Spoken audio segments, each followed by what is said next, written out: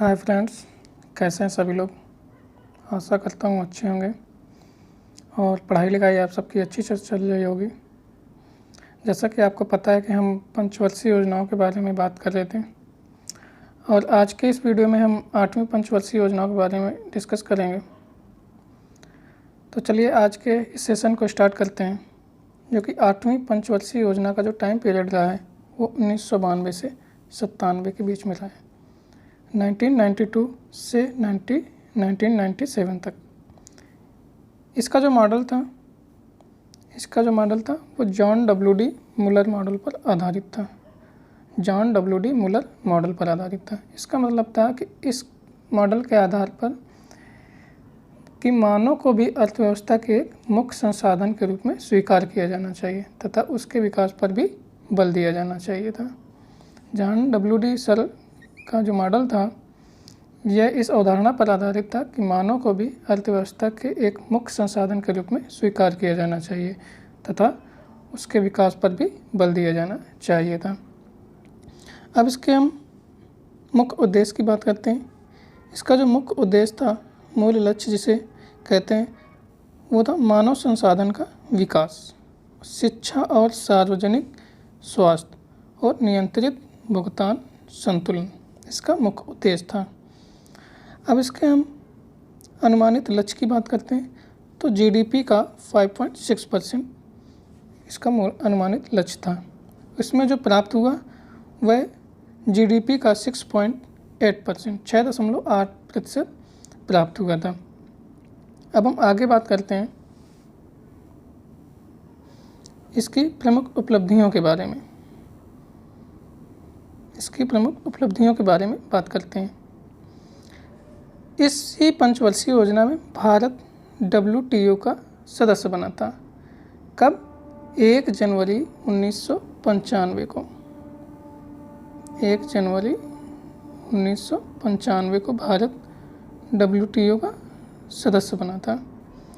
अब यहाँ WTO की बात आती है तो WTO के बारे में हम थोड़ा सा जानने की कोशिश करेंगे कि WTO का जो फुल फॉर्म है वह वर्ल्ड ट्रेड ऑर्गेनाइजेशन, और इसकी स्थापना कब हुई थी? 1 जनवरी 1995 को इसकी स्थापना हुई थी। इसका जो हेडक्वार्टर है वह है जिनेवा, स्विट्ज़रलैंड में, और इसमें जो सदस्य देश हैं इसमें 164 देश 164 कंट्रीज़ जो हैं वो इसके सदस्य देश हैं। अब इसकी ऑफिशियल लैंग्वेज, आधिकारिक भाषा की बात करते हैं, वह है इंग्लिश, फ्रेंच और स्पेनिश।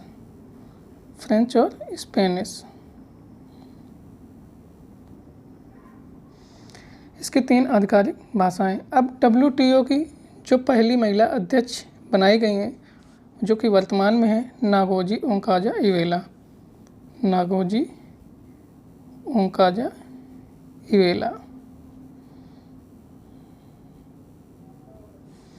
WTO की पहली महिला अध्यक्ष बनाई गई नागोजी ओंकाजा इवेला। आगे हम बात करते हैं आर्थिक उदारीकरण कार्यक्रम लागू किए जाने के बाद शुरू किए जाने वाली पहली योजना थी। यह योजना आर्थिक उदारीकरण कार्यक्रम लागू किए जाने के बाद शुरू किए जाने वाली पहली योजना थी। दरअसल इससे पूर्ववर्ती योजनाओं में मुख्यतः प्राथमिक एवं द्वितीयक क्षेत्रों पर ही बल दिया गया था। मतलब इससे पहली पंचवर्षीय योजनाओं में मुख्यतः प्राथमिक एवं द्वितीयक क्षेत्रों पर ही विशेष बल दिया गया था, किंतु 8वीं योजना के अंतर्गत सेवा क्षेत्र को भी ध्यान में रखा गया था, और इसी पंचवर्षीय योजना में 8वीं पंचवर्षीय योजना में सेवा क्षेत्र में भी विस्तार किया गया था। अब इस पंचवर्षीय योजना के जो अध्यक्ष थे वो PV नरसिम्हा राव सर थे। अध्यक्ष जो इसके थे PV नरसिम्हा राव, और उपाध्यक्ष थे श्री प्रणब मुखर्जी, जिनका अभी हाल ही में निधन हुआ था। अब हम आगे बात करते हैं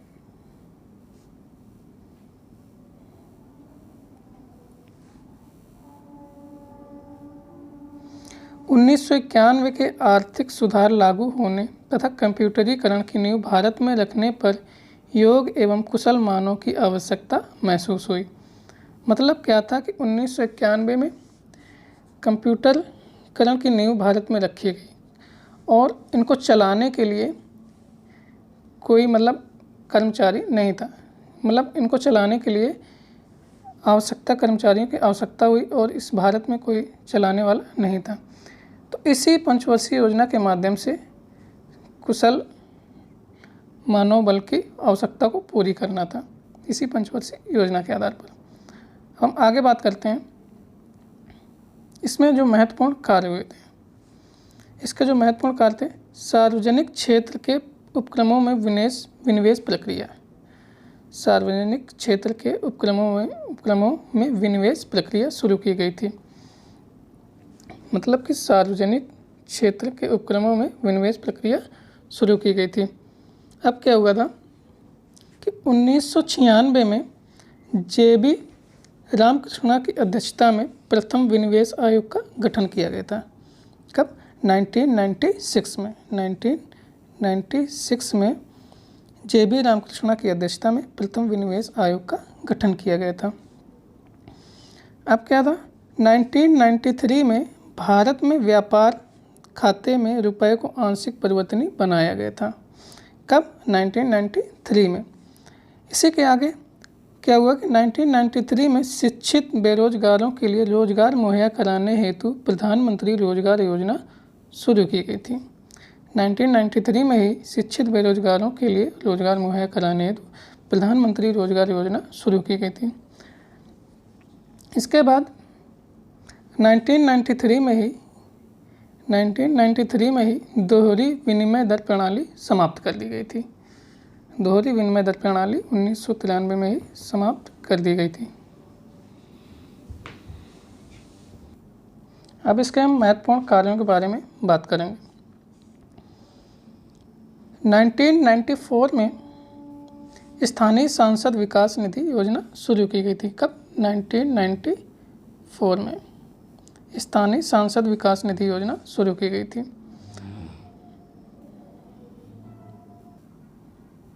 1995 में ही 1995 में ही निजी क्षेत्र में निर्यात प्रसंस्करण क्षेत्र स्थापित करने की अनुमति दी गई थी। कब? 1995 में ही। अब क्या हुआ था आगे कि 1996 में भारत की पहली डिपॉजिटरी सिस्टम की स्थापना सेबी के द्वारा की गई थी। 1996 में भारत की पहली डिपॉजिटरी सिस्टम की स्थापना सेबी द्वारा की गई थी। अब यहाँ सेबी की बात आती है तो हम सेबी के बारे में थोड़ा सा जानने का प्रयास करेंगे। सेबी का जो फुल फॉर्म है,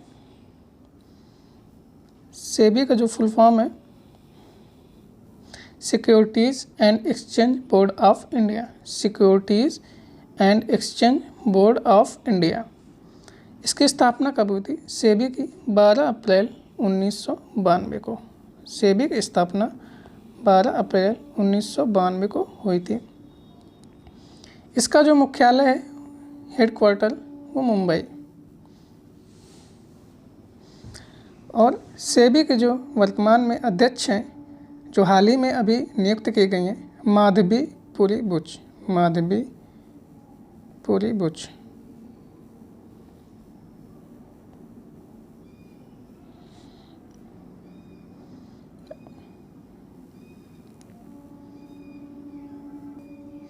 और 1995 में महिला समृद्धि योजना और राष्ट्रीय वृद्धा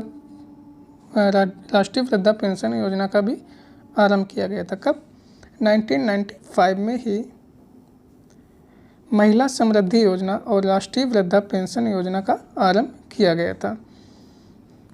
अब आगे बात करते हैं। 8वीं पंचवर्षीय योजना देश की पहली ऐसी पंचवर्षीय योजना थी जिसके अंतर्गत स्वतंत्रता के बाद जारी वृष्टि आर्थिक नीतियों का आत्मनिरीक्षण किया गया था। मतलब 8वीं पंचवर्षीय योजना देश की पहली ऐसी पंचवर्षीय योजना थी जिसके अंतर्गत स्वतंत्रता के बाद जारी वृष्टि आर्थिक नीतियों का आत्मनिरीक्षण किया गया था।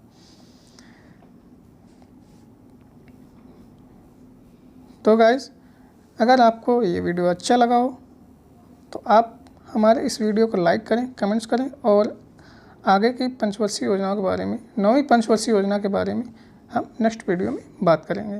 तब तक के लिए